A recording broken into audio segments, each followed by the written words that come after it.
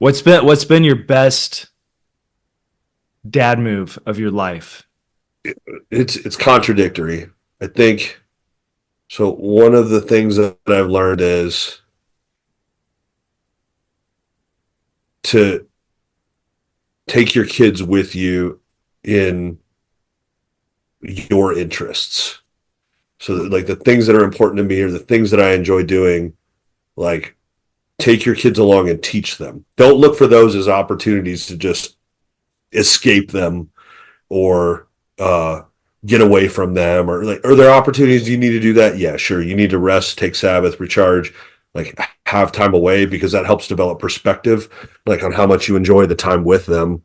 But uh, like the things that you know about and are passionate about, like they'll get excited about, they'll get passionate about.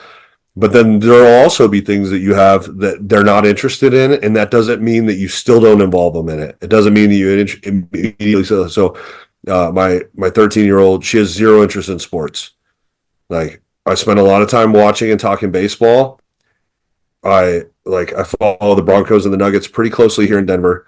She doesn't care about either of those things, but she loves going to basketball games because they do a great job on a family environment there. Hmm. And so she likes to go because she likes seeing the thing that I enjoy give me joy, and then like being able to be around that. Even like I could go even doesn't like basketball. I'm going to take one of the other kids who will be more into it. Well, no, she actually still needs her turn, like because she needs to see the thing that I enjoy or have fun with it. And then the flip side of that coin is I have two daughters who have things that they're passionate about and interested in that I do not care about at all, and I think are a waste of time, right? Frankly, if I'm talking about raw carnal thoughts in my mind, Sure. I have no interest in that. It's a waste of my time. But I can be more effective in showing them value and interest if I care about learning about the thing that's interesting to them. Like my oldest is in cosmetology school right now. I could care less about hair and makeup, skin treatment options, and things like this. But I still want her to be excited and text me pictures of the things that she learned today. Or like, when I learned how to do a blowout on this type of hair or whatever. I do not care. She won't watch this. So, but like I do, I care that she's passionate about something and she's excited about it. And so I'm going to ask questions and I'm not just going to brush it off. Her younger sister, consumed with art, and she is talented. She is learned and stuck with it. She could sit for hours, not move physically, and just draw. She's really good. And I like only probably until the last 18 months or so have started to like sit down next to her, ask about what she's doing. Tell me about these colors, this shading, this shape. I noticed you drew this part this way. And artists see the world in a different way. And in just a very fascinating way, right? Like if you're not an artist, but you like tattoos, like a great example of this is like tattoos. If you like, the best way to get a good tattoo is not to say, oh, I came up with this whole design myself and I'm going to take this to my tattoo artist and say, do exactly this, put this on me. The best thing to do is like, okay, how can I put good word description in the thing that I want, and then allow them to imagine what it should look like, because they will give you a work of art beyond the thing that you can imagine. And so with her, like that's what, so I now I ask for things from her, because I know that if I ask her for something that I'm showing interest, that I also want to challenge her. Hey, I notice you haven't done a ton of this stuff. Like, what if you tried working in this area? She doesn't always do it, doesn't always work. But it's like, that's been fun to watch. So, and like, I don't have to feel bad that they don't love doing all the things that I love doing, because I have two boys that do, and they eat it up completely. Like I've taken the girls and done all the things. They've gone hunting. I took my oldest pig hunting last year for the first time. And she will go again, and she wants to go again, but she's not setting those things on the calendar herself. She would be happy to do it with dad, Mm-hmm. and is learning those skills. And at the same time, the boys are like, well, when's the first time I get to go? When's the next time I get to go? I'm going elk hunting for 4 days in a few weeks. And Aiden, the 12-year-old, is like, well, am I going to get out of school to go with you? No, you don't get to do this yet. But like, it's just, they're so different. And it can be so easy. Like if we're talking about the father side, and like my dad, who is a great father to his son, but didn't know how to relate to his daughters, like had such he felt so disarmed about the things they were interested in that he didn't know about. Where I've seen him like work so hard to play catch up as an adult and get to know his adult daughters now because he feels like he missed out when they were young adolescents, young adults and stuff. So I think like that's even putting it into words, and like now that I say it, it's been a really interesting thing to watch over the past probably 3-4 years, especially. And because I like Aiden, our 12-year-old, we're blended. Aiden is my wife's son.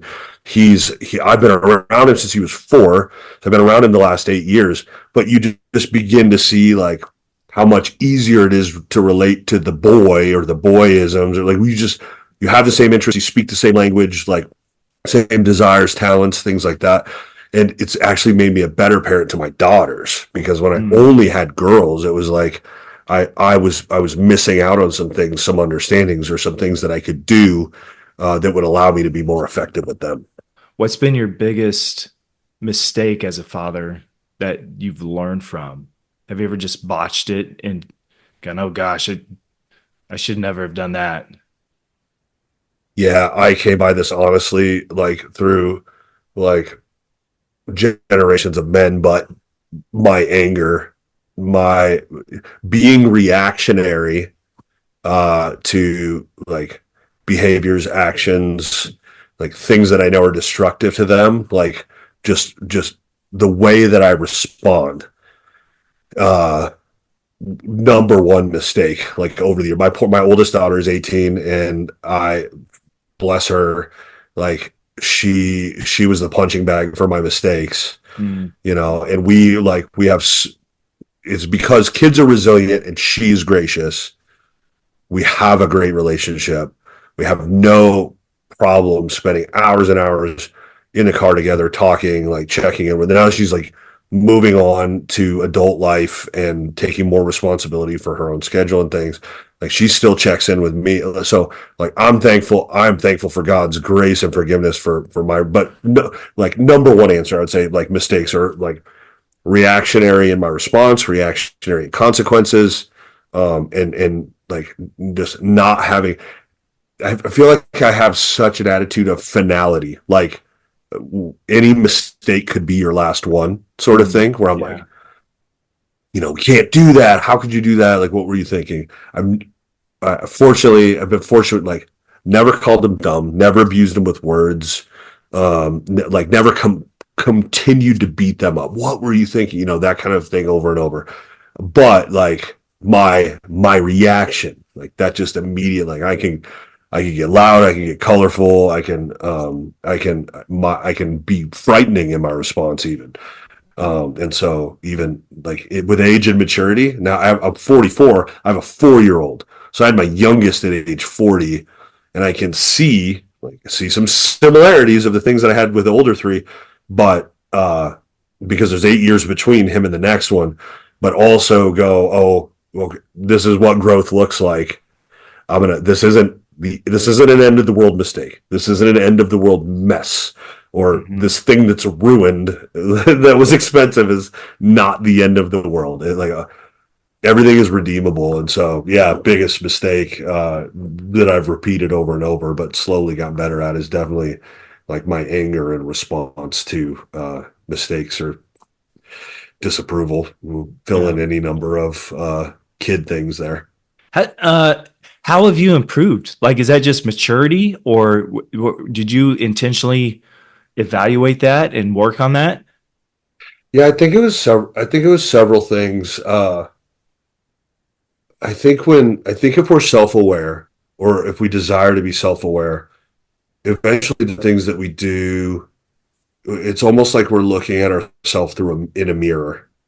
And like I hear the way that I sound when I approach something incorrectly or when I respond to something incorrectly. And after a while, like that, maybe that self-awareness with age, or even like it's it's just a pattern of growth with understanding the way that God sees us and like is willing to offer forgiveness to us over and over despite our massive mistakes. Like the parent-child relationship is so similar to Heavenly Father to created human relationship. It is so similar. And I'm convinced when you have your own kids, you have such a better grasp on Mm. God's grace and love for you, like when that time comes. And it builds and it's repetitive over the time.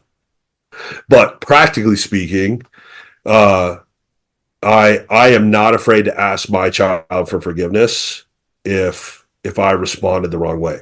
I I will not say, not out of pride, but because I'm a parent, I will not say I'm not apologizing for the way I feel about what you did, especially if it's a no-no and we have discipline coming down the road for it.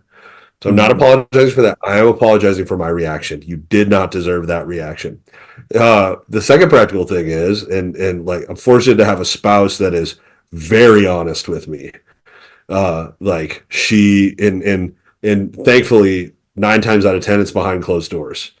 So she's like, was that really necessary? And you really lost it with, or I don't know if you've heard, but you've been extremely hard on Ruthie lately, or like, is there something else going on? Ask, and then so a lot of times it's that perspective of another who's extremely close and has a permission to speak into those mistakes and say, uh, you actually need to pay attention because we don't the I love the title of your show, The Intentional Father, because we don't realize the authority and the weight that our words have, even the smallest ones, right? So we have to choose them so carefully because it's a little bit, maybe a little cliche, Hobby Lobby like type statement, but I love the phrase that says a parent's words are the voice of God in their child's heads, Mm. or the a parent's voice becomes a child inner voice over time, like Oh, wow. kind of a similar thing, but like I that thought of, man, I like, because I could have a tendency to fly off the handle from time to time. Is that like every time my kid makes a mistake, do they hear me ripping into them? Like when they're like, they Mhm. get a poor grade from school because they did not do the best of their ability on an assignment. Do they immediately hear my voice in their head and think, well, I can't tell dad about that because he'll just get mad? No, I want my child to be honest with me instead of fearful of me. Like, should they have a healthy fear of me? Probably still. We should have a healthy fear of God. Um, but I don't want them to be afraid to be honest with me, because that's all we do is teach them to sneak around, right? Yeah. I know that's probably what I did with my parents. Like do the things that would disappoint them. So I learned how to conceal really well. Okay. So what's interesting is I am probably on the exact opposite end of the spectrum. So, and I was talking to my dad about this earlier this week, but my birth family and how I was raised, anger was not an allowed emotion. Mm. So it was almost as if we weren't allowed to be angry. And 35 years down the road, I'm at a church that's going through emotional healthy spirituality, Oh, yeah, it's a and good book. Yeah, and they're talking about how the emotions aren't right or wrong. They're the emotion. It's what do we do in the context of those emotions that's right or wrong. And they're like, it's okay to be angry. And I think that's the first time either I heard it or realized I had heard that, because I'm like, man, I was never allowed to be angry. And so it's very like controlled, composed. And if you yeah. start to get emotional, go get control of those emotions, then come back. And I think there are times when I have needed to express anger in healthy ways where I just didn't. I suppressed that. Um, So yeah, that's kind of an interesting because it is good for our kids to know when we're angry. Yeah. It's, God gets angry at things, and that's Right. okay. And like the whole fear thing, it's like, um, we want our kids, if they're scared, who are they going to run to? Mhm. If they have that healthy perspective of dad, hopefully that's the Right. safest place because they know the power and um, safety and protectiveness and vengeance that a father can bring to the table when it's necessary. But Yeah. yeah, that's uh, and Well, and not saying Pete's, I've certainly had my moments of anger with the kids and outbursts that are completely unnecessary and way over the right. top. But uh, I've almost had to discipline myself and telling my kids like, "Hey, I'm really pissed right now, and I'm not screaming about it, but I don't think you're understanding the weight of this, the weight You're, of my emotions." yeah, you're so Uh, controlled. Pete Scazzaro from that book says, um, like it will find other ways out. Right, right. Like your anger, like if oh you can't find yeah, out ways to express it in a healthy way, it will find other ways out. So you're definitely right. It doesn't when I say how I respond in anger to my kids, it's the response, not that yeah, like yeah, my anger is wrong, right? It's that like I let my anger have control over me, or I let my anger dictate how I respond. So one thing, and I've been speaking for 25 years in front of audiences, and so it's like the speaker's baseline. Like hmm, some speakers, they like as soon as they start, they're gonna get high on the energy, and they're gonna ramp things up, and then they're just never coming down. They just have the audience, their yeah, voice is strained, and they're up high the whole time until the very end, and then they just start to taper off.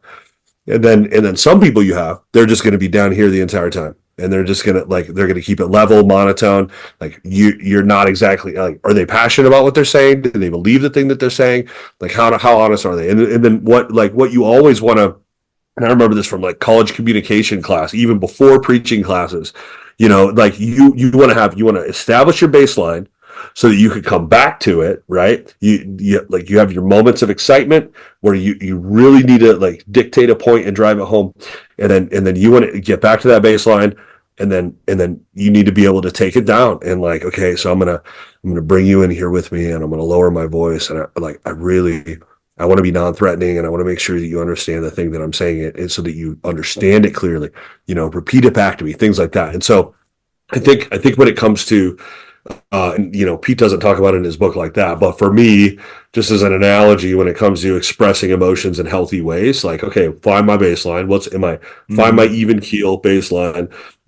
Uh, what are the things that I can allow myself to be excited about? What are the things that, like, okay, no, the person across from me feels super nervous, threatened, scared, whatever. Like if you're in any kind of job where people are your business, which I just say that generically, not like to be like callous or anything, but if you're in any kind of business where people are the product, or people are the main focus, you're going to deal with interpersonal things, conflict, any number of things where your emotions like can communicate more or less than your words. hmm. So it's just like I come from a family that have big emotions. My wife has big. When people talk to you about the emotions of Latin people, it's like it is accurate. Like 90% of the memes are true. Okay, and so we have to figure out like how to regulate that, how to communicate that well and bring it in. And like sometimes emotions are just big. People aren't necessarily mad, right? Yeah, yeah, Um, but um, kids receive everything like a yeah, sponge. yeah. Emotions, language, intent, all of it. Well, you were talking about how it's going to find its way out. So, Mm. mine wasn't allowed to find its way out in anger. So that's where my sarcasm comes in. Man, because I would have to be really sharp with my words, but do it in a composed manner. So being able to think fast and throw little insults and jabs and sneak them in there while composed. That's how it came out in me. And you can't say one's better or worse than the other. Like that's bad. That in Yeah. fact that sometimes that could be worse because you can get away with a little more in Yeah. settings like school, in the classroom, even with your friends. And yeah, It's so funny it that you definitely say that finds its way because out. it's so funny you say that because like that it's one reason your father always terrified me was because he was like he spoke when he needed to, but he was just very composed and quiet. Like quiet people terrified me, big, small, whatever. Like what exactly are you thinking? What's going on up there? Like, and you just never know. But then like your mom was so sarcastic. She's one of the funniest people I ever met. But gosh, like there was no end to it ever. But then I'm like, oh, I don't actually, I don't actually know if she was serious when she said Yeah. this, or like, was that directed at me? Did she just like dig a knife in, and I didn't know that was for me? So you're Yeah. this wild state of confusion, and then you became like a perfect blend of the two. Yeah, So that funny. dude, the criticism of my life. Are you being serious or not right now? I can't tell. Yeah, And yeah. it's like sometimes I don't want you to tell, and I'm not being serious. But then some, I'm like, no, I promise. In this moment right now, I'm being serious. Like, Yeah. well, I can't tell anymore. What? You're too hard to read. Okay, Oh, okay. that's good. I need to It's add some really emotion in there. So, yeah, you're such a product of your environment and oh your my genetics. gosh, Like the yeah. combination of those two things is wild. Okay. The law of breaking bread, make the family dinner table sacred. Mm, I threw a couple out at you, and you picked that one. yeah. Why?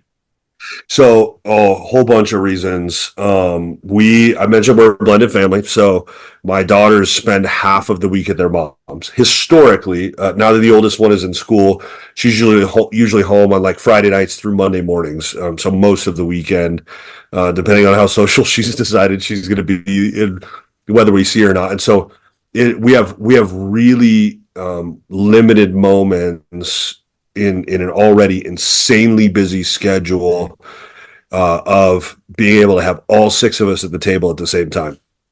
So we this was something that I think my nuclear family growing up with, my mom did a really good job with. I think my dad would have just ate wherever, but like my mom was good at like bringing us to the kitchen table, and so I learned like that is a really, in our like, I don't know if you would call it pre-show, but we were just visiting earlier. We talked about like the ease of having conversations of any kind over food.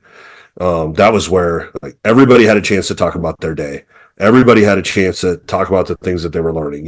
My dad, who ran these massive commercial construction sites, would talk about like we'd hear all this kind of drama about like supply shortages and people not doing their jobs. And so like you have an opportunity to catch up with everybody all in the same place at the same time. And so for us it's just so important because we have the girls 3 or 4 nights a week depending on the week, and so that cuts the available time to be able to gather at the table in half, and then splash our schedule into it on top of that. And it's so important because other than a family group text, which the 4-year-old isn't in yet, but like it's the one place where everybody can see conversations that's happened. People can be honest about things that they went through at work or school that day. We can discuss like what the next meal is, right? Menu planning, nobody tells you the worst part of being an adult is planning out your meals. And I like, God bless my mom, because I know she cooks because she needs to, not because she was like it was her love language. She just had to be in the kitchen. But man, it is horrible. Like figuring out dinner night after night for just yourself, but then you and others is the worst. Mm. So if the kids they'll always remember a great meal. Oh gosh, do you remember the time we made, like my wife makes these burger bowls. So it's like a Freddy's steak burger, but it's like in a bowl form. So like no bun. Man, it's so easy to make, like, and those kids love it. And Aiden's like, we haven't had chicken fried steak in a while. And Eva's like, we haven't had tacos in a while. Ruthie's like, we haven't had steak in a while. And I'm like, we can't afford steak anymore. It's like once we ran out of the steaks in our half cow, like we're not buying steaks at the store right now. Uh-huh. Um, so like the time is a premium for us, and then the opportunity to have everybody together, and then for them to learn how to operate in in a social setting, in a public setting, where you're all together and maybe you have a series of different opinions or different attitudes or even backgrounds, I think is such a valuable social skill that's underestimated. And I like as a pastor of the local church have just been floored to find out that there's so many people that they can't tell you the last time they had a meal with all four of them, five of them, three of them around the same table at the same time. Mm, And so that's why I chose it. Like for us, it's just something that if we don't have, we know something's missing. yeah. And the kids will even prompt it. They're like, "Oh, we've been kind of disjointed lately. We haven't had a meal together in a while." And you go, "Oh, you know what? You're actually right. We've been spread out all over the place." This is one that I feel out of the 17 laws that I made here, it feels very traditional. Like kind of Mm. traditional family value. Maybe 50 years ago, it was the norm where everyone was doing this. Now it's not. Um, Being married to a Latina, is this a part of you said Puerto Rican? Is Yeah. it part So of Puerto Rican my culture? wife's mom's Puerto Rican, her dad's Mexican. Okay. They're hyper family oriented. I don't know. I'd have to ask her. I don't know if I could say that that was deeply ingrained in her as growing up. Mm, But family gatherings and the importance of family is extremely high. So like blood is thicker than water, right? You're yeah. always there for your family. Doesn't matter who messes up, how dumb, like white people love excommunicating people from their family. These guys, they just don't do it. Like Yeah. you can get walked on all the time. So another thing I would say too, like in terms of the importance of it, especially this day and age, you talked about it would have been an afterthought 50, 60 years ago. Like this is just something you need to do. We are so distracted. We are so distracted by everything around us, in particular screens that just live like in front of us nonstop. And so when we eat, unless there's my wife's a huge Chicago Bears fan, and as I said earlier, like I'm a sports fans for a lot of our teams too. It's pretty rare. Like occasionally we would allow a TV to be on, but we don't have a TV in our kitchen. And there's only a couple seats at the table where you can see the TV in the living room from, but we don't do screens at dinner time. 9 times out of 10, and never cell phones. So like, and that starts with my wife and I. Like, we won't even we won't even have our phones out on the table nearby in vision. The one exception would be like time constraints, work emergency, which we just don't allow to be a distraction that frequently anyway. But they like want the kids to see like how important it is to be able to have a conversation together face to face in a setting that is real. It's not made up. It's not fake book. Uh, it's not an Instagram filter. Like this is us. This at the end of the day. And the other thing I would add to that is that it doesn't have to be at home. Mm, I think we will over complicate that. Like, oh hey, like we're on the go, we're fast. It doesn't matter. Like, can we all six meet somewhere?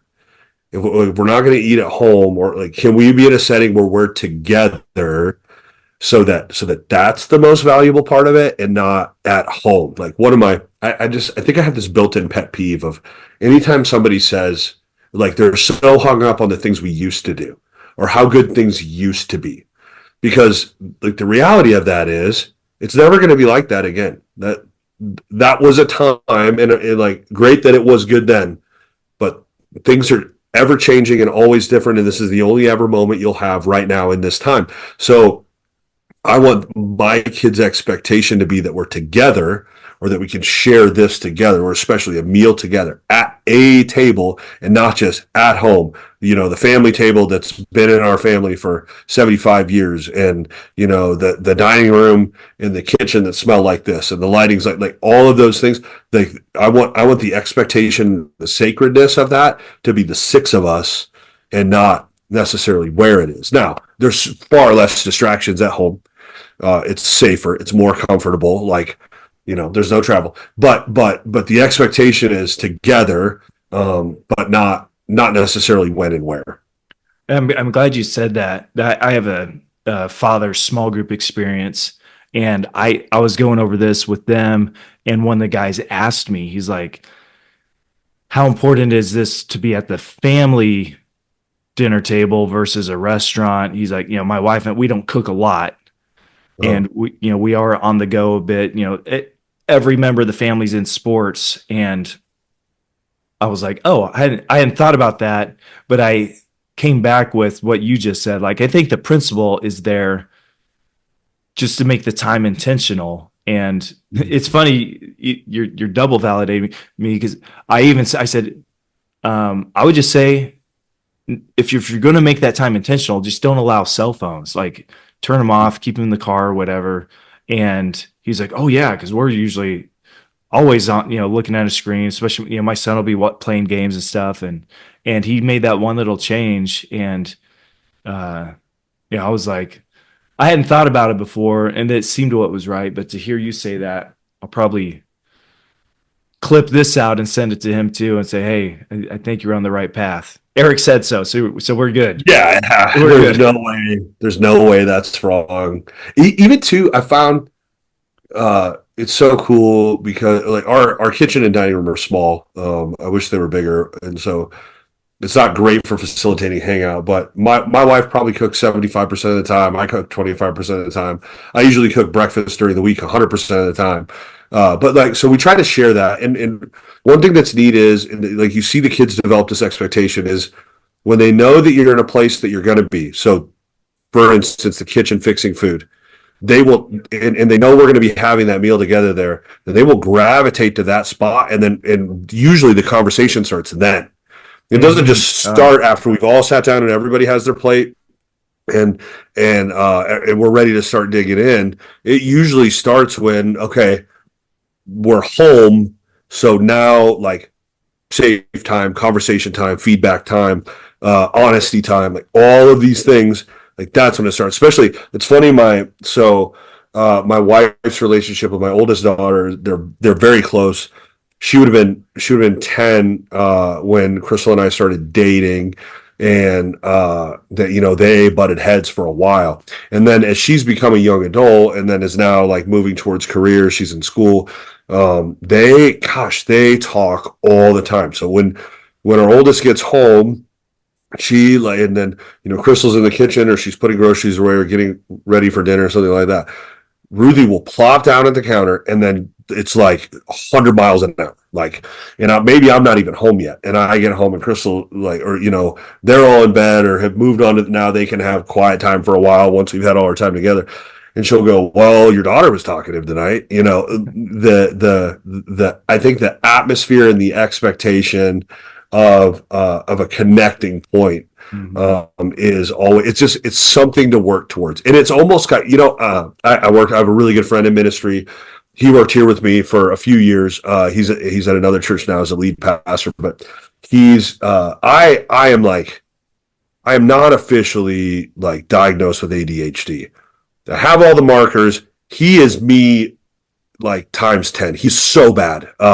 He's difficult to get any work, but he's a great friend. And he has this line. He says, I always have to have something to look forward to. And what he means by that is like, a concert on the calendar or a trip scheduled, or it makes the grind and the challenges of daily life easier to bear when you've got this thing off in the distance that you can look forward to. And so that's just how he describes it. Something to look forward to.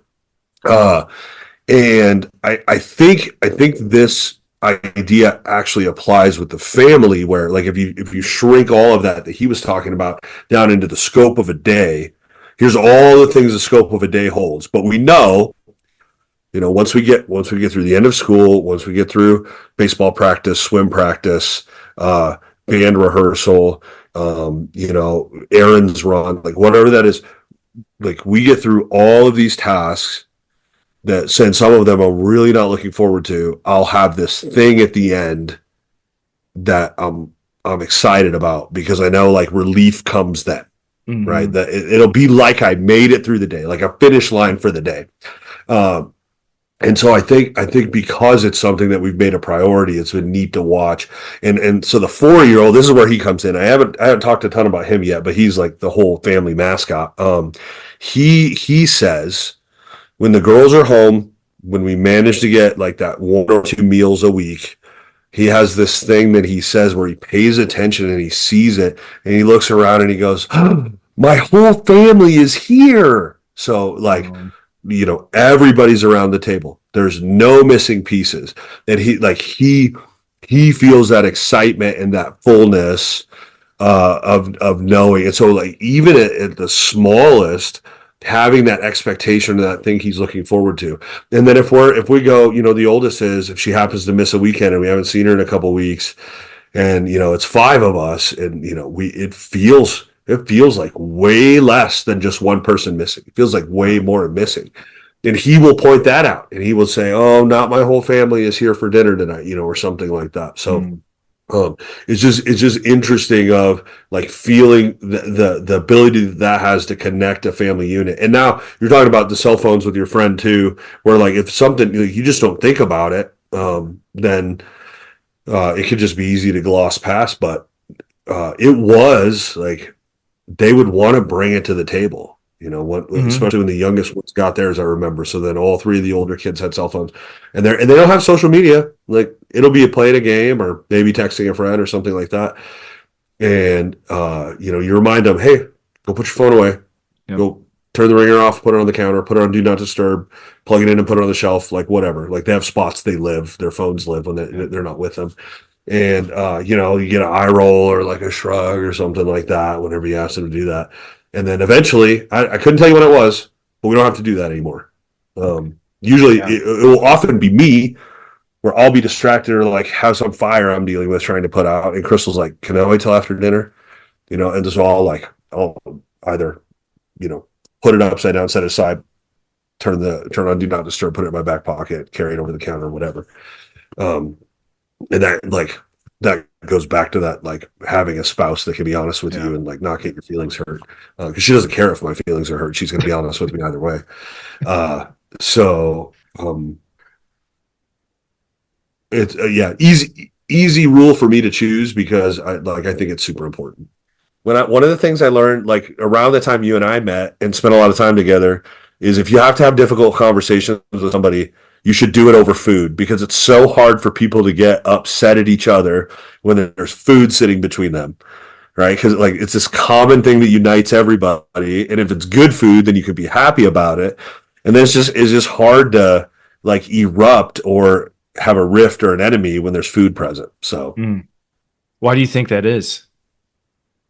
um, I think it's because there's a boundary between us. I think if there's a table for one, but then a table with something on it. I think it's like if we were to go back to the New Testament, we were going back to like the early setting of the early church when they practiced communion together. That meant a whole meal, right?